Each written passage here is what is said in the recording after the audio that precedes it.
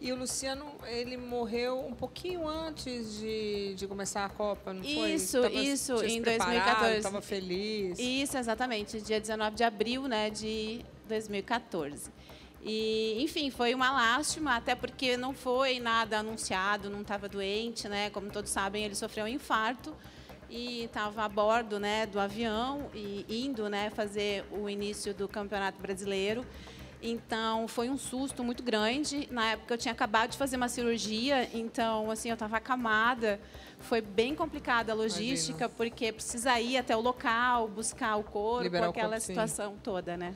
E você, eu fiquei sabendo que você, logo que estava lá no velório, no enterro, já foi abordada por um advogado, por questões legais, então Sim. ainda piorou a situação. Sim, exatamente. Eu sempre falo, né, que a luta do luto, ela começa quando você enterra o seu ente querido, né?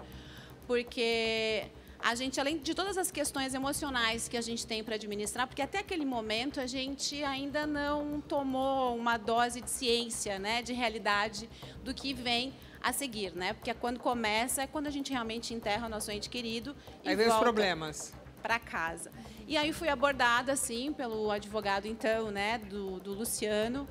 E, para mim, foi bem assustador, assim, porque aí me chegou a realidade. E a gente acaba, Lu, não tendo tempo de curtir essas fases, essas etapas do luto, Sim. que são tão importantes para o nosso crescimento. Mas foi no enterro que ele falou?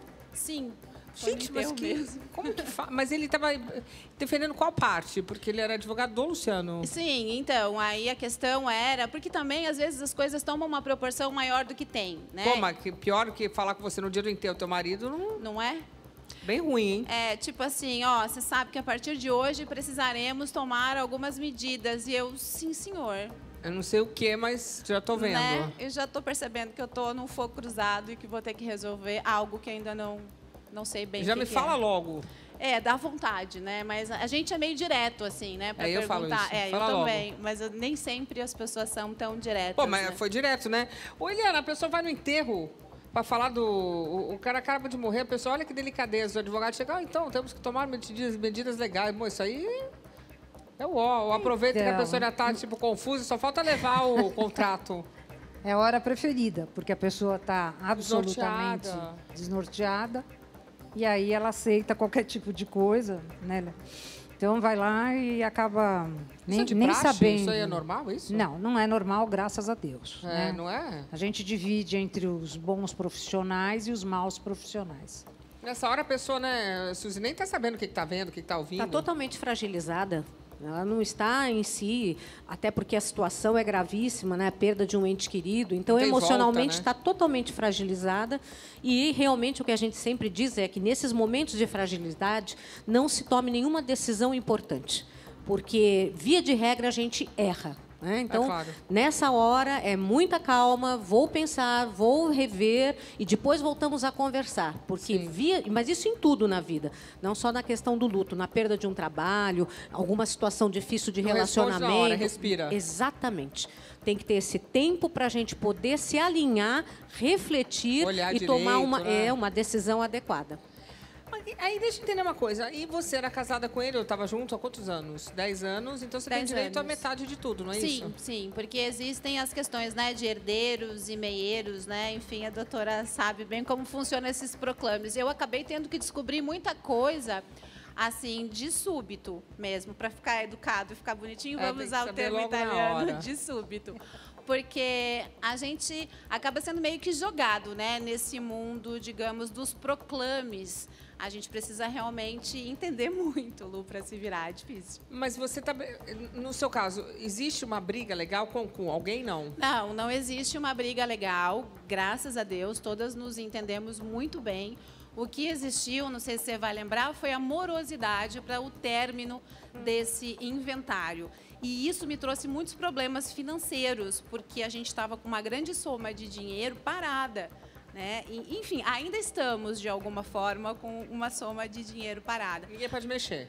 É, até porque existe, né, o Ministério Público, porque tem um menor, então é diferente, né, de qualquer outro inventário onde teríamos pessoas, né, responsáveis por si legalmente, né, no caso temos o Lourenço que tem 10 anos, então eu sou a responsável legal dele, né? E ainda presto as contas, né? Tem uma prestação de contas que inicia muito depois eu não sei como explicar, talvez a doutora... Prestação de contas para quem, Eliana? Ela se torna, né, a responsável pelo quinhão do Lorenzo. Certo. Sobre a herança dele. Certo. Então, ela tem que prestar contas ao Judiciário e ao Ministério Público, estipulado uma data, sempre, do que ela está fazendo com a herança do menino. E tudo tem que ser gasto, se gastar alguma coisa, para benefício do menor. Então, ela não pode, por exemplo, ir à farmácia e gastar com um remédio para ela. O remédio sai daquele quinhão para o filho. Tá, mas ela também... Vamos falar. A lei no Brasil diz o quê? O Luciano tinha 3 filhas, tem ela Sim. e o Lourenço. São 5 pessoas. Quem Sim. tem direito a quê? Assim, a grosso modo. Então, a grosso modo, hoje mudou muito. Então, eu não sei qual regime de bens que ela se casou. Total. Total. Como ela casou com comunhão total, todo mundo partilha igualmente, 50% dela e os restantes 50% dividido entre 4 filhos. Tá, então, a lei no Brasil diz que metade dos bens de qualquer pessoa que morre é dos filhos. Não é de qualquer pessoa. Ah, não? Não. É de cada regime. É que o dela foi de comunhão universal. Então, ele não diferenciou pós-casamento e os bens antes do casamento. Tudo que era dele antes do casamento, ela passou a ser meieira. Certo. Mas e dos filhos? Vamos falar de filhos, então. O filho tem metade. 50%, a legítima. A legítima é sempre 50%. Não é sempre Pode também. ser menos? Pode. Por quê? Porque, às vezes, nós temos companheiras que se tornam meieiras e ainda herdeiras. Por quê? Porque é casada? Não, às vezes nem casada é. Por Porque, que ela é meieira e herdeira? Porque conviveu maritalmente, entre aspas, adquiriu a metade dos bens durante essa união estável. Certo. E depois, legalmente, se torna herdeira, que entra na partilha dos herdeiros. Se tem 3 filhos, se tornam 4, porque aí entra esta, entre aspas, viúva, que não deixa de ser companheira, né? É uma forma de se chamar de viúva também, e acaba Mas entrando eu na achava que ameaça. no Brasil metade sempre é dos filhos. Não. Infelizmente, não. Entendi. Bom, no seu caso... Você viu como é complexo? Nossa. Você viu a aula que a gente Mas você tem já que viu tomar? algum dinheiro, pelo amor de Deus? Não, na verdade, a gente não tinha dinheiro em caixa, em mãos, assim. Não, a gente tem um imóvel, que é Sim. a casa que nós fizemos a reportagem, inclusive, Sim. lembra? Ela está hoje alugada, né? Então, daqui para frente, espero que continue alugada ou venda. É uma casa num bom valor, a gente Claro. não pode negar, né? É um valor, principalmente no momento Sim. atual em que estamos no Brasil, a gente também tem que ter o pezinho no chão e ter bem noção Óbvio. da nossa realidade, da realidade da maioria dos brasileiros nesse momento.